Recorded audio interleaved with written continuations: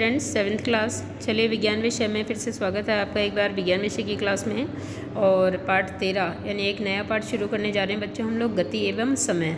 ठीक है, तो चलते हैं देखते हैं गति क्या चीज़ है। कक्षा 6 में आपने विभिन्न प्रकार की गतियों के बारे में पढ़ा था। जो आपकी प्रीवियस क्लास थी बच्चों, छठी क्लास में आपने अलग अलग तरह की गतियों के बारे में पढ़ा था। आपने यह पढ़ा था कि किसी वस्तु की गति किस सरल रेखा के अनुदिश, ठीक है, किसी सरल रेखा के अनुदिश यानी एकदम सीधी, वर्तुल यानी वृत्ताकार गोल गोल, अथवा आवृत्ति हो सकती है। आवृत्ति मतलब एक निश्चित समय पश्चात गति को दोहराया जा सकता है, जैसे घड़ी का पेंडुलम। ठीक है, तो यह आप देख चुके हो। ठीक है, आवृत्ति हो सकती है। क्या आपको ये 3 प्रकार की गतियाँ याद है? कक्षा 6 में आपने पढ़ी थी, तो क्या ये तीनों प्रकार की गतियाँ आपको याद है क्या? है ना, दोहराइए इसको अगर याद हो तो। ये अब देखिए आप, सारणी 13.1 में गतियों के कुछ सामान्य उदाहरण दिए गए हैं। सारणी 13.1 नीचे दी गई है आपको, और उसमें गतियों के कुछ सामान्य उदाहरण दिए गए हैं। प्रत्येक उदाहरण में गति का प्रकार पहचानना है आपको। ठीक है, तो ये देखो सारणी 13.1 विभिन्न प्रकार की गतियों के कुछ उदाहरण। पहला है गति का उदाहरण, मार्च पास्ट करते सैनिक। देखो मार्च पास्ट करते सैनिक कैसे चलते हैं बच्चों? एकदम सीधी लाइन में चलते हैं। तो ये कैसी गति हो गई उनकी? सरल रेखीय गति। सीधी सड़क पर चलती बैलगाड़ी भी सीधी ही चलती है, सरल रेखा के अनुदिश चलती है। तो यहाँ पर भी क्या आएगा बच्चों? यहाँ पर भी आपको लिखना है सरल रेखीय गति। ठीक है ना, इस तरह से गतियों के नाम लिखने हैं। फिर उसके बाद है दौड़ते धावक के हाथों की गति। देखिए दौड़ते धावक के हाथ जो है वो निश्चित समय अंतराल पश्चात वही सेम पोजीशन वो दोहराता है। तो ये कौन सी गति हो गई बच्चों? आवर्त गति हो गई ना। चलती साइकिल के पेडल की गति। पेडल कैसे चलते हैं? गोल गोल घूमते हैं। तो ये कौन सी गति हो गई? वृत्ताकार गति हो गई। सूर्य के चारों ओर पृथ्वी की गति वृत्ताकार गति है। झूले की गति, झूला कैसे? निश्चित समय पश्चात दोहराता, आगे पीछे गति, तो आवृत गति हो गई। लोलक की गति, घड़ी का जो पेंडुलम होता है उसकी भी गति आवृत होती है। इस तरह से मैंने आपको बता दिए हैं ये सारी चीज़ें, और आपको सारणी में भरना है, भर के अपने कॉपी में भी इसको बनाना है एज ए टुडेज होमवर्क, यानी आज के गृह कार्य के रूप में। चलो आगे बढ़ते हैं। यह हमारा सामान्य अनुभव है कि कुछ वस्तुओं की गति मंद होती है जबकि कुछ अन्य वस्तुओं की गति तीव्र होती है। यानी हम जानते हैं कि कुछ वस्तुएं जो है वो धीरे चलती है और कुछ वस्तुएं तेज चलती है। तो मंद है या तीव्र, ये कैसे पता चलेगा वो देखते हैं हम लोग। हम जानते हैं कि कुछ वाहन अन्य वाहनों की तुलना में अधिक तीव्र गति से यानी तेज गति से चलते हैं। यहाँ तक कि एक ही वाहन विभिन्न समयों पर भी तीव्र अथवा मंद गति करता है। यानी एक ही वाहन, जैसे एक ही कार है, एक ही साइकिल है या एक ही गाड़ी है, वो अलग अलग टाइम पे भी अलग अलग गतियाँ दिखाती है, जैसे कभी तेज चलती है और कभी धीरे। सरल रेखीय पथ के अनुदिश गति करने वाली 10 वस्तुओं की सूची बनानी है आपको। यानी कोई ऐसी 10 वस्तुएं ले लीजिए जो सीधी रेखा में गति करती है। इन वस्तुओं की गति को 2 वर्गों मंद और तीव्र में बांट लीजिए, है ना। इनमें से ऐसी वस्तुएं छांटनी है जो धीरे चलती है और ऐसी वस्तुएं छांटनी है जो तेज चलती है। आपने ये कैसे निश्चित किया कि कौन सी वस्तु मंद गति कर रही है और कौन सी तीव्र गति? बच्चों देखो, अगर हम लोग समय के हिसाब से दूरी निकाल लेंगे कि किसने कितने समय में दूरी तय करी है कितनी, तो हम ये आइडिया लगा सकते हैं कि कौन सी वस्तु धीरे चल रही है और कौन सी तेज। यानी हमें जो है वो किसी वस्तु की गति धीमी है या तेज है, इसको जानने के लिए एकांक समय में किसी वस्तु ने कितनी दूरी तय करी है, यानी उसकी चाल क्या है, ये पता लगाना पड़ेगा। यदि किसी सड़क पर कई वाहन एक ही दिशा में गति कर रहे हैं, मान लीजिए एक सड़क है, उसके ऊपर वाहन है, खूब सारे वाहन है, वो एक ही दिशा में गति कर रहे हैं, तो हम यह सरलता से बता सकते हैं कि उनमें से कौन सा वाहन अन्य की तुलना में तीव्र गति कर रहा है ना। कौन सा वाहन ऐसा है जो दूसरे की अपेक्षा तेज गति से चल रहा है। आइए हम सड़क पर चलने वाले वाहनों की गति को देखते हैं। तो क्रियाकलाप 13.1 करेंगे हम लोग। चित्र 13.1 को देखिए, नीचे दिया गया है चित्र 13.1, उसको आपको देखना है। इसमें किसी क्षण पर सड़क पर एक ही दिशा में गति करते हुए वाहनों की स्थिति दर्शाई गई है। यहाँ पर आपको नीचे चित्र 13.1 में दिखाया जाएगा कि एक ही टाइम में जो है वो एक सड़क पर कितने वाहन चल रहे हैं सरल रेखीय गति में। अब चित्र 13.2 देखेंगे हम लोग। इसमें उन्हीं वाहनों की कुछ समय पश्चात की गति दर्शाई गई है। दोनों चित्रों के प्रेक्षणों के आधार पर निम्नलिखित प्रश्नों के उत्तर दीजिए। कौन सा वाहन सबसे तीव्र गति कर रहा है? इनमें सबसे मंद गति कौन कर रहा है? कौन मंद अथवा तीव्र दोनों गतियां कर रहा है? इसका निर्णय करने में वस्तुओं द्वारा किसी दिए गए काल अंतराल में यानी समय में चली गई दूरी हमारी सहायता कर सकती है। अभी मैंने आपको बताया था ना कि यदि हमें वस्तु की चाल ज्ञात करनी है तो एकांक समय में किसी वस्तु ने कितनी दूरी तय करी है ये हमें पता लगाना पड़ेगा, तभी हम ये डिसाइड कर सकते हैं कि कौन सी वस्तु जो है वो कितनी दूरी तय कर रही है, तेज चल रही है, धीरे चल रही है। उदाहरण के लिए कल्पना कीजिए आप अपने मित्र को विदा करने बस अड्डे जा रहे हैं। मान लीजिए आप बस के चलते ही अपनी साइकिल, ये देखो, देख रहे हो आप, एक लाल है, एक हरी है, ठीक है, एक मेहंदी कलर की गाड़ी, एक सफ़ेद है, ठीक है, नीली है।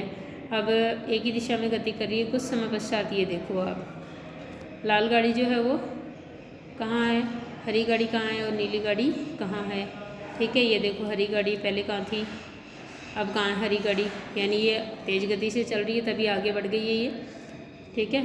अब देखो आगे, पेडल मारने लगते हैं। 5 मिनट के पश्चात आपके द्वारा चली गई दूरी बस द्वारा चली गई दूरी से काफ़ी कम होगी।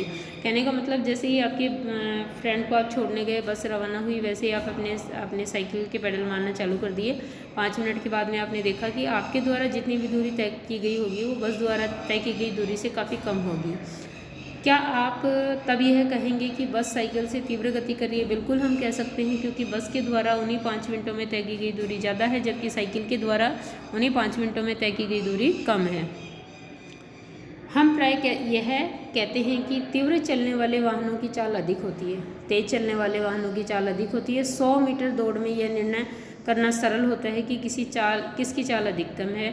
जो धावक 100 मीटर दूरी तय करने में कम समय लेता है उसकी चाल अधिकतम है। यानी हम लोग जब किसी भी दूरी को समय के सापेक्ष नापेंगे कि किसने कितने समय में कितनी दूरी तय करी है, तो ये इस तरह से समय की सापेक्ष दूरी ज्ञात करना वस्तु की चाल कहलाती है। और चाल ही हमें ये बताती है बच्चों कि कौन सी वस्तु तेज चल रही है और कौन सी वस्तु धीरे चल रही है। तो अब चाल के विषय में पढ़ेंगे हम लोग। आप कदाचित चाल शब्द से परिचित हैं। ऊपर दिए गए उदाहरण में अधिक चाल से यह संकेत मिलता है कि किसी दी गई दूरी को कम समय में तय किया गया है अथवा किसी दिए गए समय में अधिक दूरी तय की गई है। ये मतलब होता है चाल का, है ना, कि दिए गए समय में कितनी दूरी तय की गई है। 2 या अधिक वस्तुओं में कौन तीव्रतम गति कर रहा है, इसे ज्ञात करने की सबसे सुविधाजनक विधि यह है कि हम इनके द्वारा किसी एकांक समय में तय की गई दूरी ज्ञात कर लें।